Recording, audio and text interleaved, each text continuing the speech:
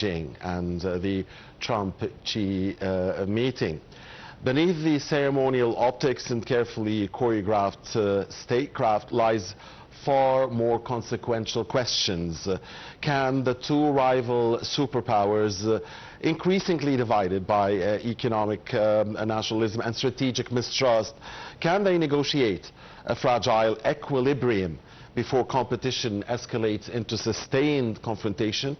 And at a moment when global markets remain vulnerable to geopolitical shockwaves, especially the Iran war, the summit between Trump and Xi may prove far more than symbolic. It could become a defining inflection point for the 21st century international order, and maybe it will be symbolic.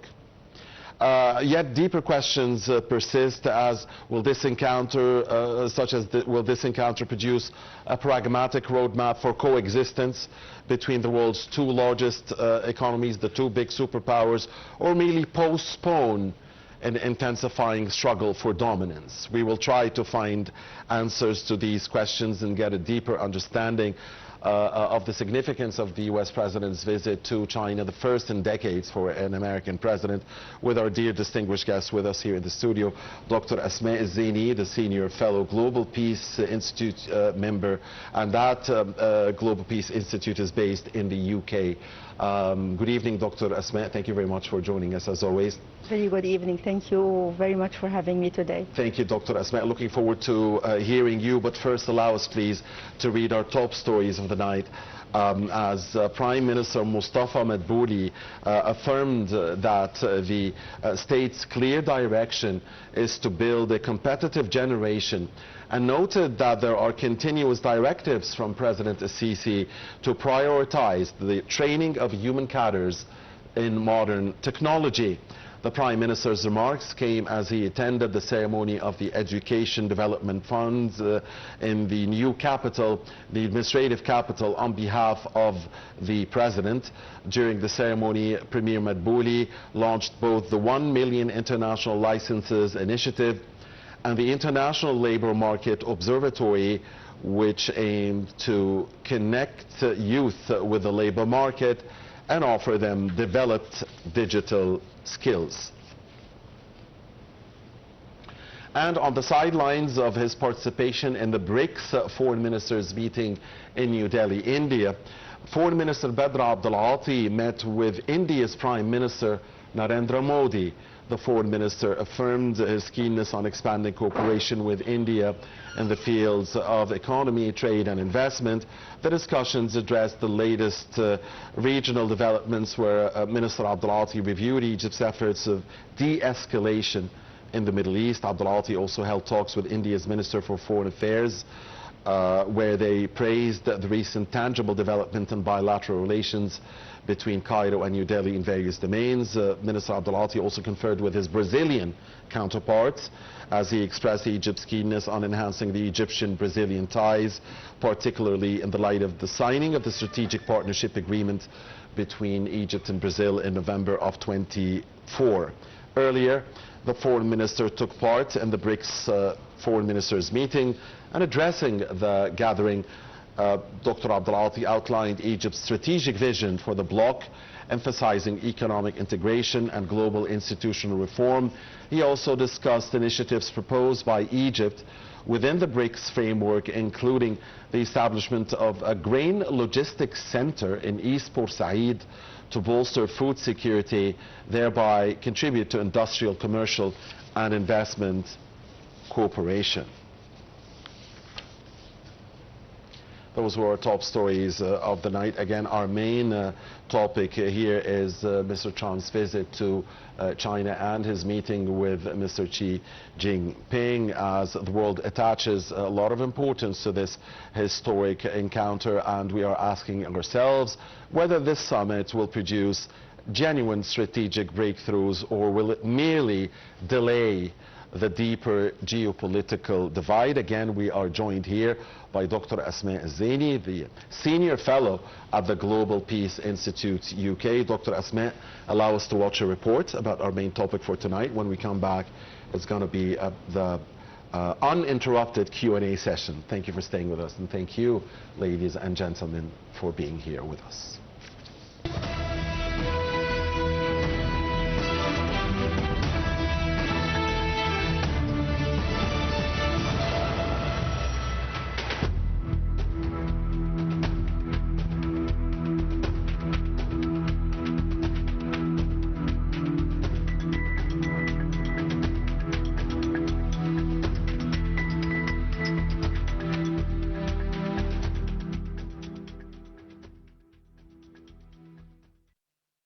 U.S. President Donald Trump and Chinese leader Xi Jinping hold talks on Thursday in Beijing's opulent Great Hall of the People, where they will also enjoy a state banquet in the evening. The meeting tackles extending a one-year tariff truce, which the two leaders reached during their last meeting in South Korea in October, although a deal is far from certain. On Wednesday, Trump landed in the Chinese capital in a visit that aims at easing deep tensions between the rival superpowers. Beginning the first visit to China by a U.S. president in nearly a decade, Trump had touched down on Air Force One at Beijing Capital International Airport after the long flight from Washington. Visiting China for the first time since 2017 during his first term, the U.S. leader received a lavish welcome from Chinese authorities. China's controls on rare earth exports and agriculture exports are also expected to be on the menu. Earlier, Trump said on Monday he would speak to Xi about U.S. arms sales to Taiwan, the self-governing democracy claimed by China, a departure from historic U.S. insistence that it will not consult Beijing on its support to the island. Fractions over Iran, trade in Taiwan, the highly anticipated meeting between the leaders of the world's largest economies, which Trump had already delayed from March because of the war in the Middle East. But Trump appeared firmly focused on business deals, with NVIDIA chief Jensen Huang boarding the plane at the last minute in Alaska, and Tesla's Elon Musk also traveling on the presidential jet. Trump said in a social media post en route that he would be asking President Xi, a leader of extraordinary distinction, to open up China so that these brilliant people can work their magic. Meanwhile, Chinese Vice Premier He Lifeng and U.S. Treasury Secretary Scott Bessent engaged in candid, in-depth and constructive exchanges on resolving economic and trade issues of mutual concern and further expanding practical cooperation, according to Chinese state broadcaster CCTV on Wednesday. The officials led the trade talks between the world's two biggest economies in South Korea, hours after Trump's arrival in Beijing. CCTV said that they were guided by the important consensus reached by the head of state of both countries and upheld the principles of mutual respect, peaceful coexistence and win-win cooperation. The White House said Huang's schedule had not permitted his coming, but then changed, clearing the way for him to make the trip. The last-minute edition inspired online commentary and memes on the Chinese internet. On Friday, the two leaders are said to have tea and a working lunch before the U.S. president heads home.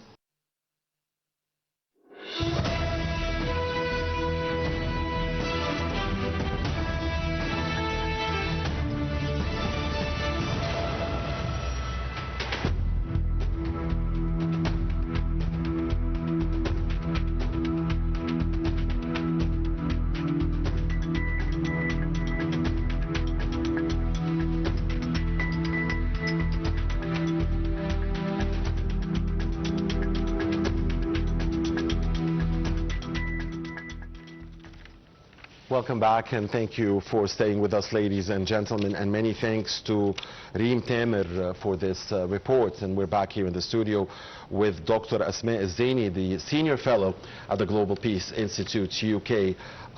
Dr. Asmaa, we haven't heard much about Iran in the Trump-Xi Jinping talks. I don't know what does that actually mean, because all of us were very eager to hear a lot about Iran, about Hormuz, about oil.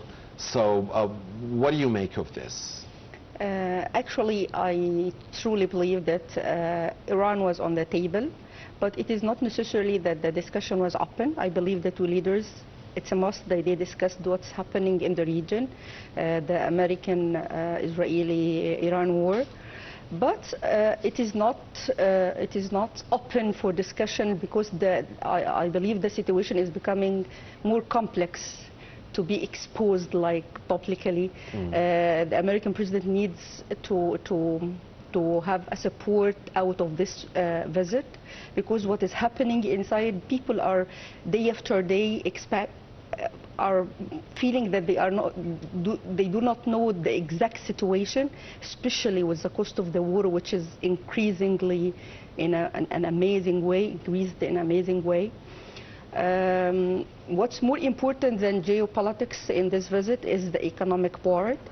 Look at the delegation. There is greater number of American visiting China, businessmen, and also the part about AI, artificial intelligence. I believe this comes on the top of the main interests of both parts. Yeah, you're very right, Dr. Asmaa. I mean, just monitoring the meeting and the media coverage worldwide, we saw indeed Mr. Trump taking with him many American corporate executives. Seemingly Mr. Trump's main goal here is to produce major commercial agreements, major commercial victories, for America, and so it seems, the economy is dominating the talks. I also believe that the world is waiting for the result, the economic result of this visit as well, because we need that. We need to see that that is traditional competition between the two major powers is turning into like a kind of partnership. I believe the very diplomatic atmosphere of the visit and the visits to the historical site, the site which the Chinese president took the American president to, is a symbolic one. He's taking him to a castle where it is considered by Chinese people as a sign of a symbolic, I believe, a symbol of gathering and uniting. This is not a mere visit. It's done on purpose. The location is chosen on purpose. And this is necessary for the world, because once the balance in this area, the commercial economic area, is clear enough, each one is going to work for the right interests of each part. You know, Dr. Asmaa, I really don't know how to put this, but at a different time in history, the world would have been very happy to see the two biggest economies, the two biggest superpowers. I shouldn't omit Russia. I mean, okay. It's always difficult to say, do we have one superpower, or is it two, or is it three? But anyway, the world would have been very happy to see this economic cooperation and things cooling down and the tariffs war subsiding and everything. But at this specific moment, especially with the Iran war, the stalemate in the Iran war, no peace, no one understands what will happen. Yeah, what is going on. No one really, from day one, by the way, understood what's going on with the Hormuz Strait in specific, and the Hormuz Strait is strangling the world's economy. There is a sense or a fear, I'm not happy to say that, but there might be a sense or a fear that this closeness between Washington and Beijing will come at the expense of the region, our region, at the expense of the Iran war, at the expense of the Arab Gulf countries, at the expense of Europe, at the expense of, I don't know, Ukraine. So what do you think about that theory? This is a little bit normal, because the main issue that moves the relationship is the mutual interests, the Chinese interests and the U.S. interests. What's happening in the region, in the whole world, is not the main interest for the two superpowers. For the world, for the rest of the world, we need to feel assured more about what is happening in Iran. Hormuz. I trust that the Hormuz issue was on the table and they discussed everything, but it is not announced publicly, because it is one main interest for China. She needs the oil coming from Iran and other parts of the world. But I believe they are making the world look more closely on the commercial, as if it is the main target of the visit. But actually the geopolitics and the war was on the table. The Ukraine issue. It must have been, Yeah, it must have been. The Iran, but if we are expecting a change, but the change is not that great.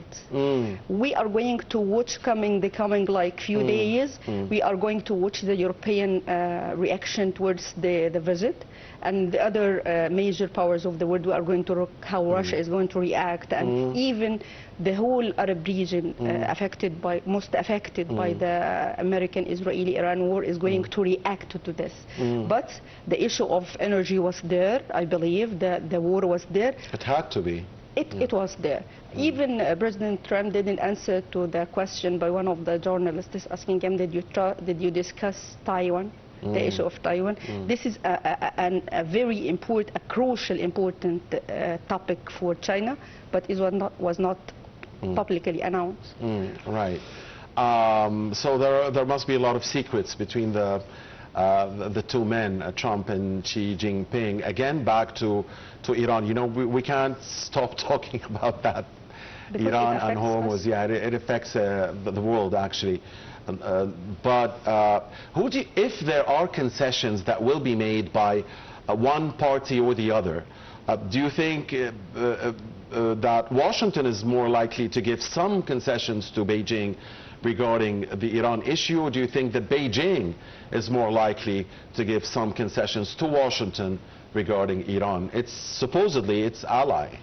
Every now and then we hear that U.S. is going to move towards freeing the movement inside the Hormuz Strait, but nothing happens. I believe what they are waiting for to see the allying of the rest of the powers regarding the issue of securing the water movement in Hormuz. And in case this happens, I believe that the most affected, again, the most part is going to pay the price for this is also the region. It is not at all the U.S. alone or China. It is also the region. And Europe as well. The Middle East and Europe. In the first place, I believe, yes. That's why we are waiting to assess, like few days after the visit, how the European situation is going to move, to which direction. Yeah, you've made it clear, so I guess a lot of analysts will agree with you that we will discover in retro what really went on behind the scenes, because till now nothing has been declared. Clear, yes, nothing clear, but I believe in very few days, if there is a movement to free the movement of the water inside the Hormuz, we will see this. Yeah, because the media around the world was thirsty, I mean, and was hungry, was eager to hear something like China is going to press, say, Iran into opening the Strait of Hormuz, or say that America is going to press Beijing to press Tehran to go back to the negotiations table, that China will press America not to conduct the feared strike that could lead to a point of no return, the hitting of energy facilities in Iran that could result in a reprisal by Iran against Arab Gulf countries and get the world on fire in a situation where everybody will lose and only one single entity around the world will be clapping, and we all know, of course, of that entity that lives in Tel Aviv. So, but yeah, we were all eager to hear something about Iran, but we haven't. Call this the dark part of diplomacy. You see, it is necessary and needed and supported by all countries, but this is a part about being diplomatic regarding some issues, when the whole world is waiting for at least the issue to be a little bit cleared. Nothing at all is said about the situation. Of course, there was some questions of the news reporters regarding the situation in Iran, but the answers are empty. There is nothing new, nothing to be expected, nothing to be changed. The situation remains as it is. Iran is controlling the movement of the water inside Hormuz, and the whole world is... And America is implying that blockade on Iranian ports is going to end the situation. The Iranian economy.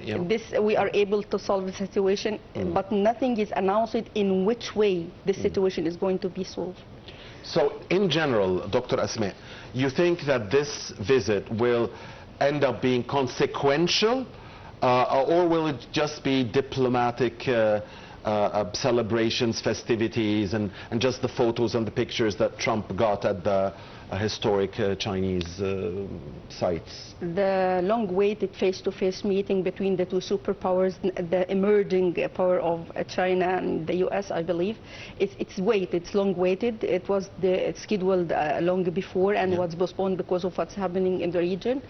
But at least this moves the situation from completely unclarity. At least we know that the commercial part is now there, and we see that China is like gaining more of this visit than what Mr. Trump is going to gain inside.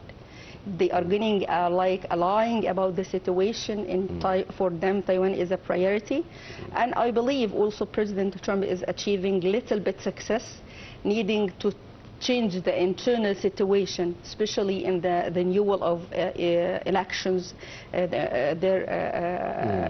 He needs the support. He needs to change his image in the eye of the Egyptian, the American people. Right, and that's why he's focusing on the economy and getting along with him those big delegations, business delegations, trying to make any kind of economic gain or benefit that will offset the suffering that many Americans are passing by through the high inflation and the high gasoline prices and high food prices, and so on.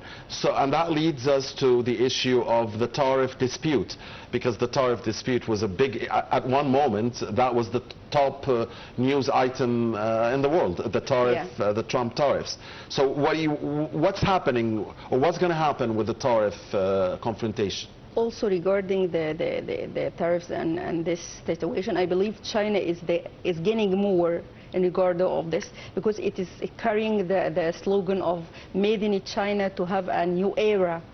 I believe the visit is going to affect this to the best or the right of the Chinese part. They are going to gain, like, I believe at the end of the press conference, President Trump said that he's going to send another delegation of the executive managers and people to visit China again, because the topics are not done. I believe they are improving, and even China is giving the indication that what is actually achieved on the ground is regarding this clearly. So generally speaking, you think that both parties will gain from that cooperation, but the Chinese will gain more. This is what you believe. Of course, President Trump is gaining some support out of this long-awaited visit, but the gain on the part of China is greater economically and on the ground, and also in front of the whole world. China is looking like the most welcoming part and more diplomatic and accepting, discussing all issues are on the table. I believe they are gaining more out of the visit. You mentioned the AI, and indeed there's a lot of competition in artificial intelligence between Washington and Beijing, and they are the world's top two. In fact, I've asked many experts who is number one and who's number two, and I got different answers. And the best answer I heard, like, you know, the match is still being played. I mean, there's no end result. It is not done, yes. So what do you think indeed about that competition in the field of AI, and how can such a visit, a historic 2 or 3 day visit, play a role in shaping that race? The two parties, the U.S. and China, are willing to have, like, what we could call like a policy of improving and using the AI in different fields to the degree that we follow the steps. They need to have a policy with clear steps, how to use, where to use, what are the manners, how to control. Because if this part of AI is left uncontrolled, it could cause devastation somehow. It is a very strong weapon, but it needs to be like wise. We have like wise using of it in different fields, and this is what they are. Both parts are targeting to reach by the end of this visit, and I believe this is achievable, if not completely, but to a great part. Beautifully said, Dr. Asmaa, allow me to say. So, again, we're likely to see more, after the meeting ends, the conclusion will be that there is less of a chance of confrontation between Washington and Beijing and more horizons for cooperation. Is that statement acceptable to you? Accepted and very true to a great part, because I believe also the world is hoping at this. We need to see, the whole world needs to see the two superpowers sitting and discussing. It is for the right of everyone, because you know that both China and US is like affecting somehow the areas of conflict all over the world, whether being Iran or Gaza even or Ukraine. We need to see them sitting together on the table and everything is discussed. If not solvable, completely solvable, but at least discussable. Absolutely. But is there a genuine fear? I don't want to be pessimistic or making up bad scenarios, but is there a genuine fear that their closeness could come again at the expense of, say, this Middle East region, Europe, maybe the poorer countries in the world, just like the Trump-Putin relationship came at the expense of Ukraine and Europe? Can the Trump-Xi Jinping relationship come at the expense of Iran, the Middle East, and Europe again? Somehow this is possible. What can stop this to a degree is that each country in the region, let's say if we are going to about a regional situation, each country is going to have its own allies and caring about its own interests somehow. If this is going to happen, the reaction is going to be that each country in the region is going to play for its own interests in the first place.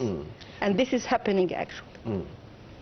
Okay. We are seeing some powers, some countries having new relations, new type of relations with some other countries for this purpose. Yeah, that is clear. I mean, it's a time of uncertainty, a time of ambiguity, a time of change. Yeah, the world order is changing. Yes, the world order clearer than ever clearly before. Is it changing, and interest is where it is directed, how it is directed is also changing according to the change of the world order. Well, I guess many studies will be made about how that specific historic visit will play a role in this new world order. But yeah, we do get the sense that things are changing as we speak. What is interesting about what is happening, the whole situation, that is where it is not only the thing that it changes the situation.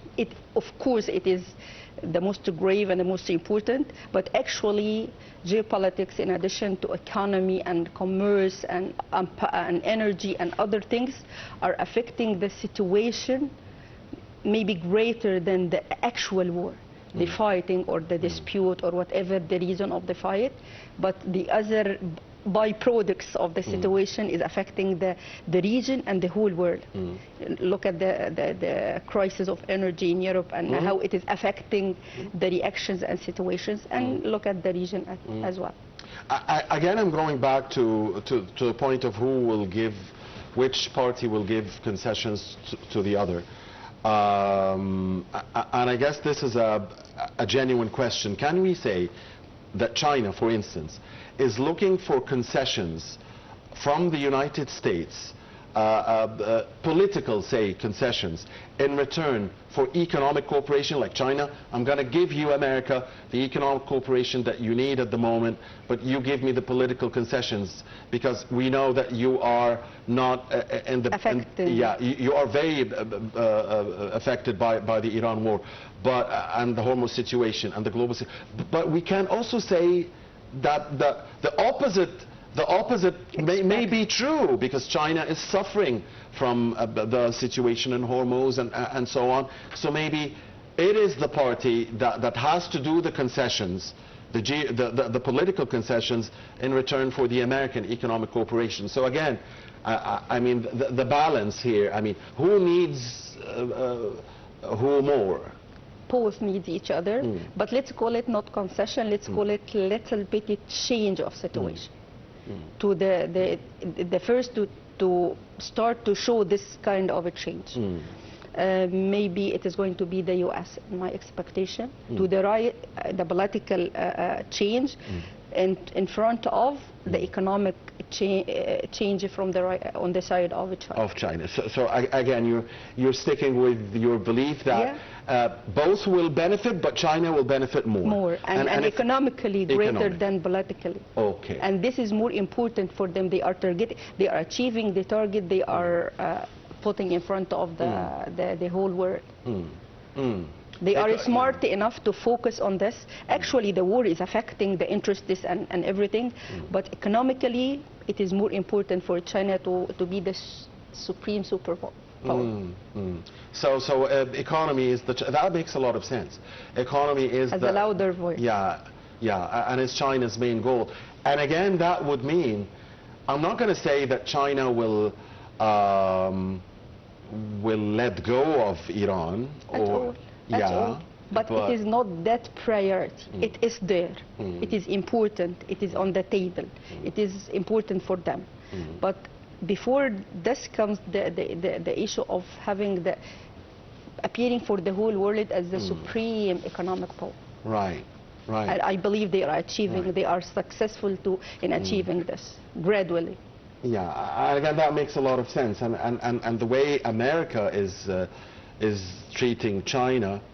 I believe also the timing and the having the visit in the first place amid what is happening in the world is a success for China.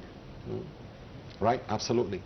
So, what do you think of the personal relationship between the two men? Is there a personal relationship as far as we can tell? I mean, we can easily, and over the past years, detect that Trump, Putin, there is some chemistry, you know. But what do you think about Trump, Xi Jinping? And between China, between the two leaders, I believe there is kind of this is starting to exist. You look at the smiles and the kind touches and these things. I believe at least for the best of each one of them, they are going to have this relation. Yeah, and it's good. I mean, it's fun to watch. It's good good for us to have this. Yeah.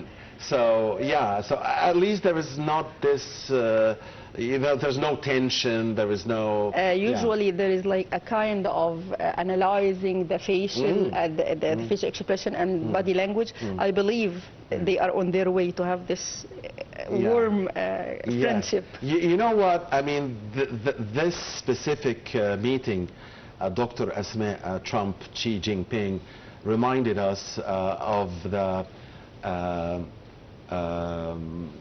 American, Russian, the U.S.-Soviet Union meetings, the meetings between the presidents the whole of world the U.S. was and the Soviet Union. To analyze each movement, each word said. Absolutely. So this visit is indeed a historic one, and the question will remain again, and let's wrap up with this, Dr. Asmaa. Again, will it be just you know, another diplomatic, friendly, festive meeting, or will it produce strategic breakthroughs? And there's something in the middle. I mean, it doesn't have to be strategic, major breakthroughs, but there's something in the middle, some kind of, you know, easing of relations between the two big countries. And hopefully the world would benefit from that. Hopefully. Yeah, I see this visit, this state visit is good, like a starting point to different mutual exchange visits between the two parties. And we are hoping these agreements and kindly meetings and greetings will benefit the whole world and ease the situation in the conflicting areas. Yeah, of course. And again, you believe that China will benefit more, and that the economy is the priority for China, and that they will get most of what they want. Yeah, and that they will get most of what they want. Yeah. And the Americans will also benefit. Of course, of course, they are gaining benefits, but it is greater in my opinion, on the side of China. And hopefully, again, that the Middle East and Europe will also get some benefit from this, because I think the Middle East and Europe have been battered. This is going to be Iran clear war in has very battered few the Middle days. East and Europe. This is going to be very clear in the coming few days. All right, very clear as to we will understand. Clear situations. I believe we are going to see statements. Yes. Yeah. So I'm glad at least that you told us of what you believe is already clear, and you are clear and you made clear of what you have seen as a clear outcome, and clear things will come for our region and for Europe in the upcoming days. But certainly, what's happening is good, positive. Yeah, yes. We stay hopeful that it is for the right and the best of everyone after the very harsh time since the beginning of the war, American-Israeli-Iran war. Yeah, and we'll be looking. We're used to, whenever Mr. Trump is on a visit or somebody is visiting the American president, we're always looking for highlights. Yeah. A highlight comment, a highlight joke. There's nothing.